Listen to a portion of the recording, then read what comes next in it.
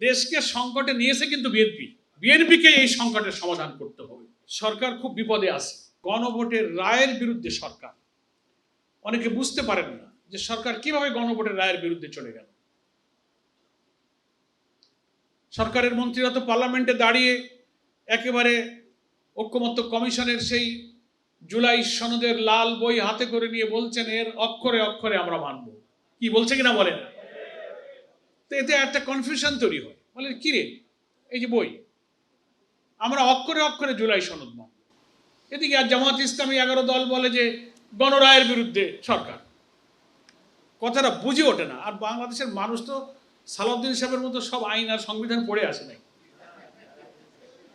অনেকে প্রশ্ন করে আমার, কি রে ভাই, বাংলাদেশে কি একজনই পার্লামেন্ট, একজনই আদালত, একজনই সংবিধান? ব্যাপারটা সেরকম দাঁড়িয়েছে না? সেই জন্য এসব সেমিনারের প্রয়োজন। একটু সময় নিয়ে ব্যাখ্যা বিশ্লেষণ না করলে, আপনারা যারা এখানে এসছেন, যদি আমরা বুঝতে পারি, তো আমরা যে সমস্ত কমিউনিটিকে লিড করি, যে সব প্রতিনিধিত্ব করি, বা যে সমস্ত গ্রুপ, কমিউনিটি, সেকশন অফ পিপুলকে আমরা রিপ্রেজেন্ট করি, সেখানে কিন্তু আমরা এই মূল তথ্যটা কিন্তু পরিষ্কার করে বোঝাতে পারি। JBS holdings limited. সরকার খুব বিপদে আছে এবং এই সংকটটা কিন্তু সরকারই তৈরি করেছে, নাকি বলেন?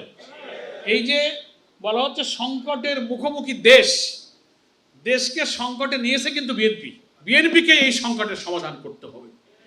তা না হলে 5 কোটি মানুষ গণভোটে হাতে ভোট দিয়ে জয়যুক্ত করে যারা আমাদেরকে এই দায়বদ্ধ করেছেন, আমরা এই ইস্যু যদি পার্লামেন্টে নিষ্পত্তি না হয়, তাহলে এই 5 কোটি মানুষের কাছে আমরা এই আন্দোলনকে আবার নিয়ে যাব।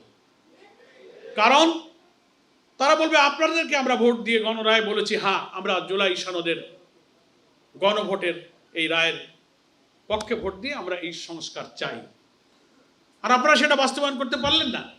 সরকার তার বিরুদ্ধে চলে গেল। জুলাই সনদ অক্ষরে অক্ষরে মানব, একথা বিএনপি বলে, মন্ত্রীরা বলে, প্রধানমন্ত্রী বলে, স্বরাষ্ট্রমন্ত্রী বলে।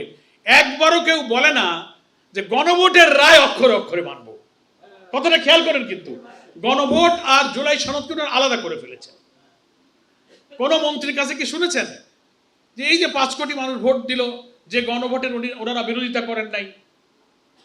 যে প্রেসিডেন্সিয়াল অর্ডারটা নভেম্বরের 13 তারিখে একটা রাষ্ট্রপতির আদেশ জারি হয়েছে, প্রেসিডেন্সিয়াল অর্ডার, একটা সংবিধান সংস্কারের আদেশ জারি হয়েছে, সেটা নভেম্বরের 13 তারিখে। 25শে নভেম্বর গণভোটের অর্ডিন্যান্স জারি হয়েছে, 12ই ফেব্রুয়ারি ভোট হয়েছে, 17ই অক্টোবর জাতীয় সংসদের দক্ষিণ প্লাজায় জুলাই সনদে আমরা রাজনৈতিক দলগুলো অঙ্গীকার করে স্বাক্ষর করেছি। তাহলে 17ই অক্টোবরে আমরা স্বাক্ষর করলাম, 13ই নভেম্বরে প্রেসিডেন্সিয়াল অর্ডার জারি হলো, রাষ্ট্রপতির আদেশ, 25শে নভেম্বর গণভোটের অর্ডিন্যান্স জারি হলো, ফেব্রুয়ারিতে গিয়ে ভোট হলো একই দিনে, জাতীয় নির্বাচন আর গণভোট। কয় মাস গেল? অক্টোবরে সই হলো, নভেম্বর গেল, ডিসেম্বর গেল, জানুয়ারি গেল, ফেব্রুয়ারি গেল, 4 মাস চলে গেল। বিএনপির না প্রধানমন্ত্রী, না কোনো আইনমন্ত্রী, না স্বরাষ্ট্রমন্ত্রী, আজকে যারা পার্লামেন্টে চিৎকার করছেন, একজনও বলেননি যে রাষ্ট্রপতির সংবিধান সংস্কারের এই আদেশ অবৈধ, রাষ্ট্রপতির এটা আদেশ দেওয়ার কোনো এখতিয়ার নাই, গণভোট সংবিধান বিরোধী, সংবিধান সংস্কার পরিষদের শপথ নেওয়া সংবিধান বিরোধী। এই কথাগুলো কখন বলছেন? ভোট হয়ে যাওয়ার পরে মেজরিটিতে নির্বাচিত হয়ে সরকার গঠন করে যখন চেয়ারে বসে গেছেন, তখন মেজরিটির ক্ষমতা দেখিয়ে তারা জনগণের 5 কোটি ভোটকে তারা ব্যর্থ করে দিতে চাচ্ছেন।